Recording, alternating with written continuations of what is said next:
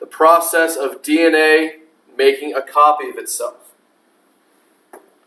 So what we see with the visual here, we do have to kind of crack open DNA. Almost looks like a zipper, unzipper it, break those hydrogen bonds.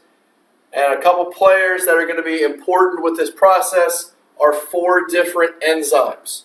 We have helicase, which is known as the unzipper, DNA polymerase, which is the builder proofreader, primase, which is the initializer, ligase, which is the gluer. Remember, one of the most important things is this is happening during the S phase of interphase. Remember, cells spend the majority of their lives in interphase, kind of prepping for cell division, growing, making duplicates of organelles. In the S phase, duplicating DNA, making a copy of DNA, and then getting a little bit bigger until it's too big and they have to divide. So, in regard to DNA replication, first off, when? We just stated that this occurs during the S phase, which is a part of interphase. Where? Think about where DNA is found. It is found in the nucleus. And then why? The big picture, cell cycle. So we are making a copy of DNA. So we need to make sure that we have 2 different complements of DNA. Why? Because, remember, we start off with a parent cell.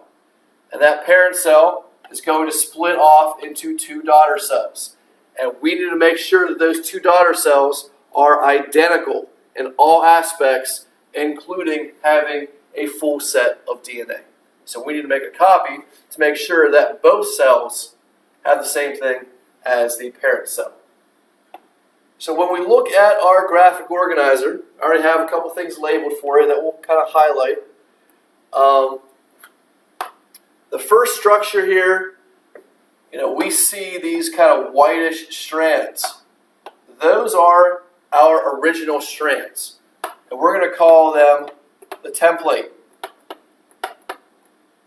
strands. The biggest thing about the template strands is they are original. We are making a copy off of the original.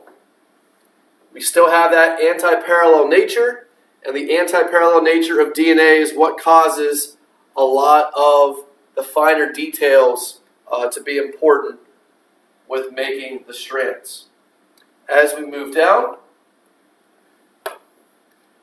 we're showing kind of these loose kind of base pairs. Those are your nucleotide base pairs that are used to build the new strand. Remember your rules. A bonds to T, G bonds to C, and our nucleotide is made up of your sugar phosphate backbone, and then obviously your base. So 3 things making up a nucleotide. Coming down here, we have our first real enzyme being shown in this diagram. That is DNA polymerase.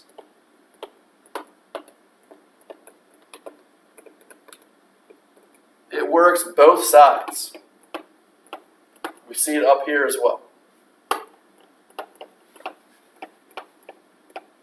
And remember, DNA polymerase is your builder as well as your proofreader, just making sure that everything is bonding as it should, following kind of your base pairing rules.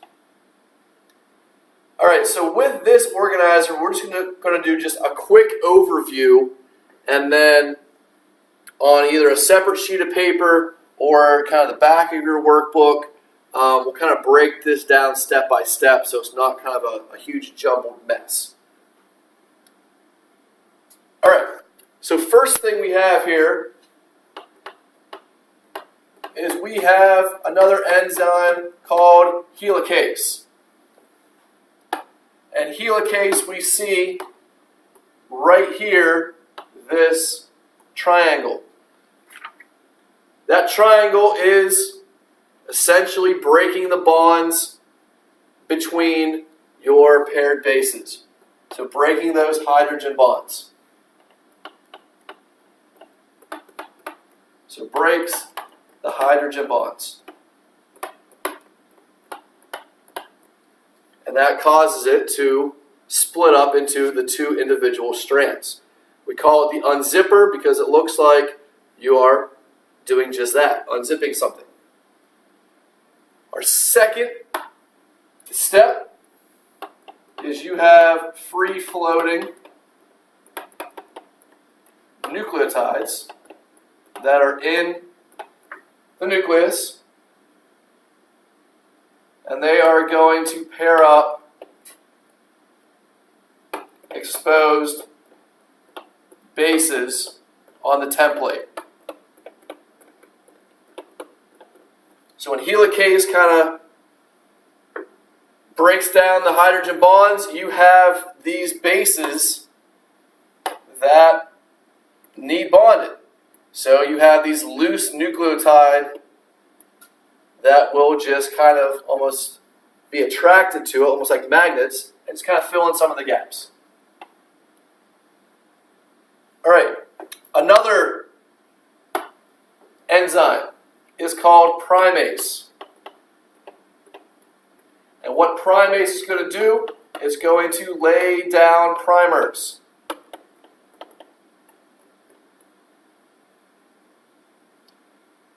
And these primers are essentially starting points.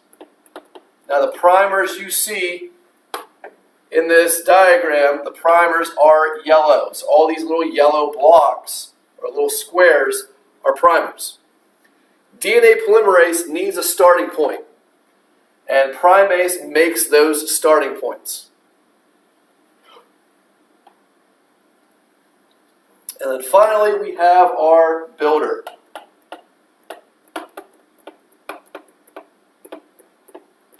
So DNA polymerase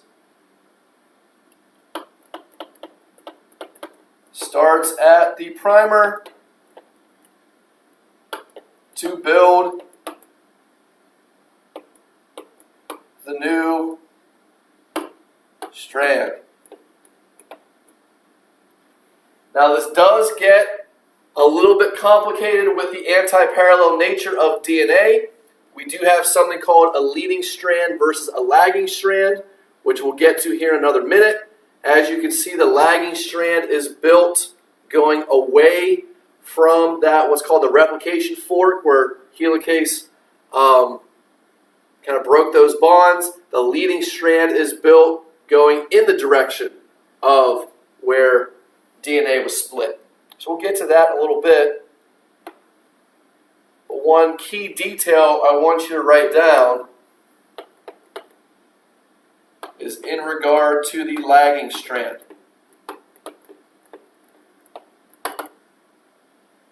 We have a final enzyme called ligase, and that is going to connect the Okazaki fragments.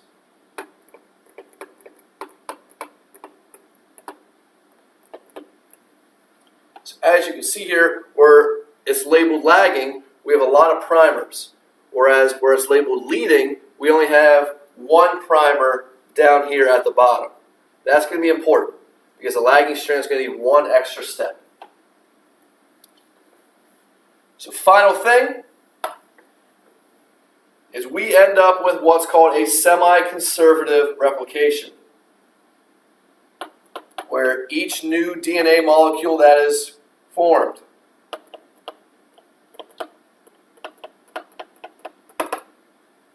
has one template strand, which is, we'll just say one old strand and one new strand. So half new, half old. What that looks like, if we just kind of draw a ladder, that's what we start out with. And then we are ending up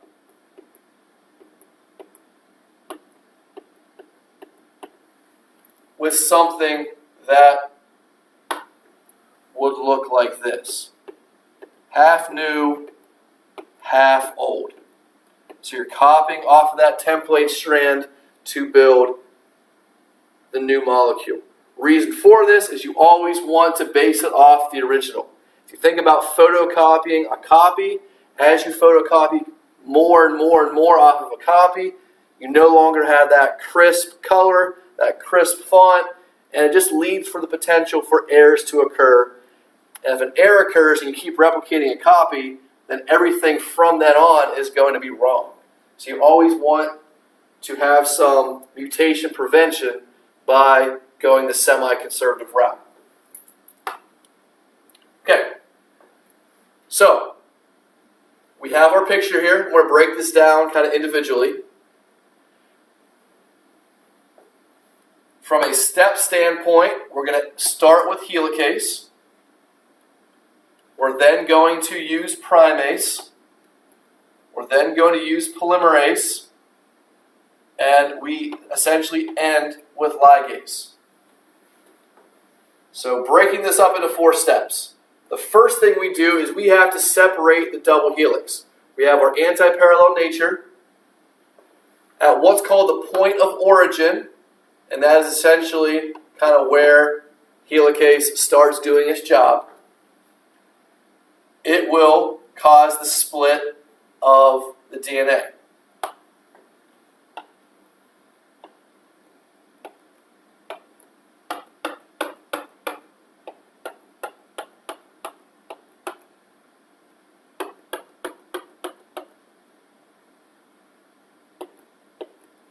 So, what I see here, we'll use the same color as before. Helicase comes in and breaks those bonds. Another thing that will occur is you'll have these proteins will bind to the strand to keep them separate. So just think of them as almost like magnets, and they're repelling the other side from coming back together.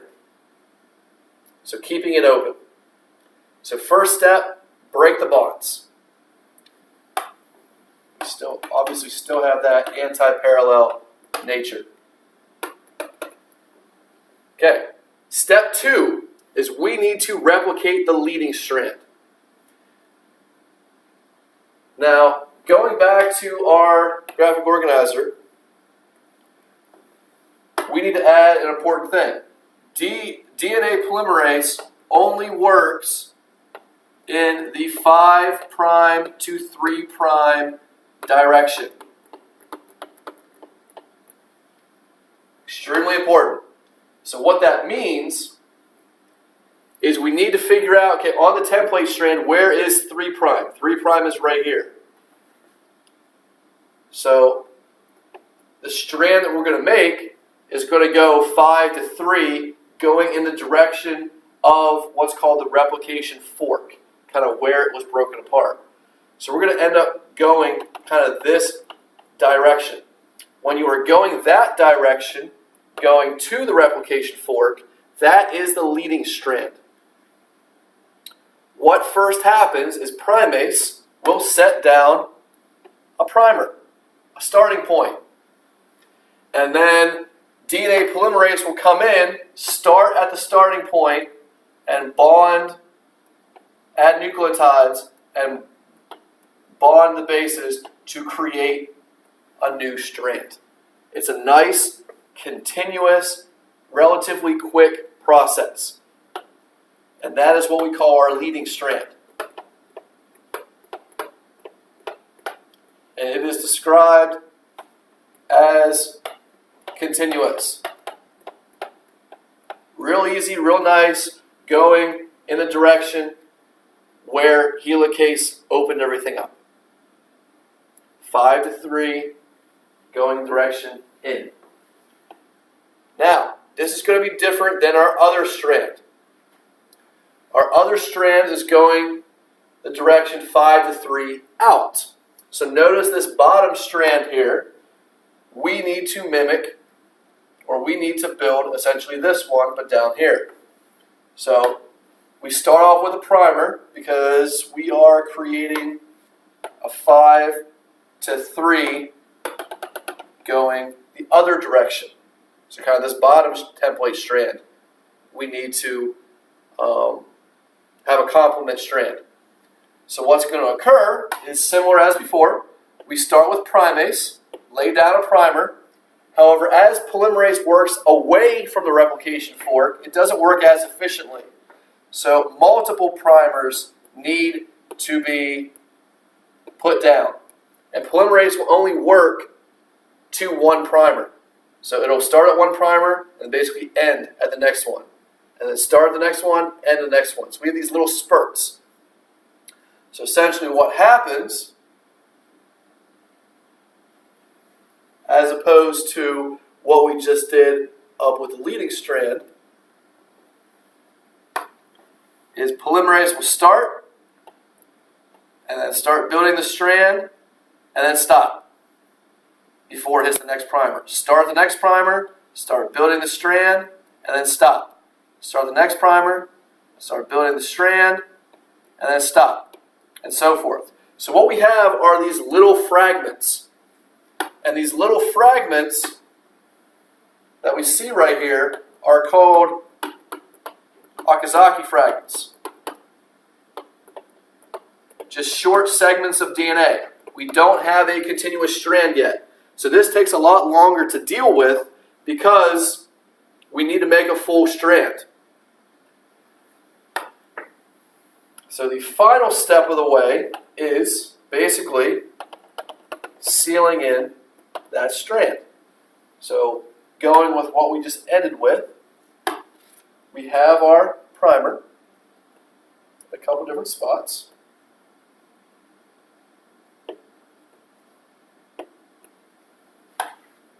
And then it started to build and kind of made those Okazaki fragments.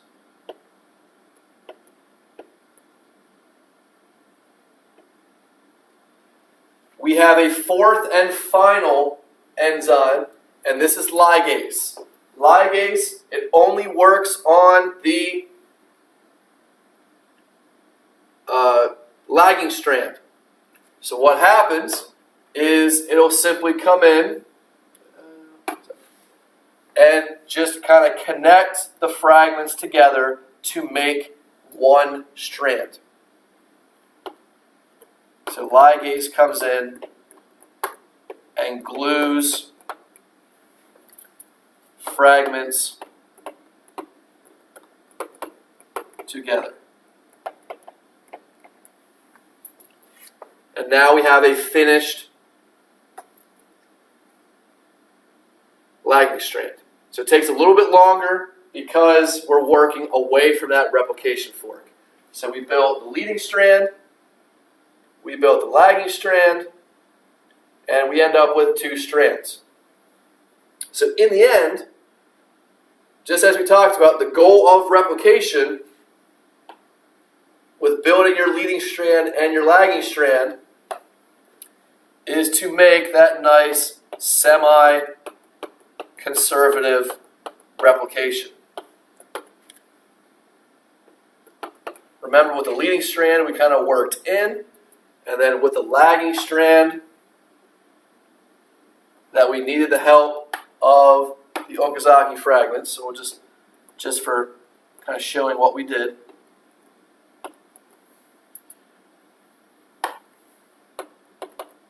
We end up with two DNA molecules. And whenever you have this, this is called semi-conservative replication. One new strand, one old strand. So the key thing is understanding what do our enzymes do for this process. And the anti-parallel nature, as we see by this picture and all the drawings we did, the anti-parallel nature of DNA causes a difference in the strands being built. The leading strand is continuous, and the lagging strand, over here, where it was built. The lagging strand that we see built right here is not continuous. Instead, we term it discontinuous. And that's all because of the anti-parallel nature and kind of how DNA polymerase works. Okay, that marks the end of DNA replication. If you have any questions, please let me know. Hopefully, breaking down the process helped a little bit in terms of looking at one thing at a time. But thanks for watching.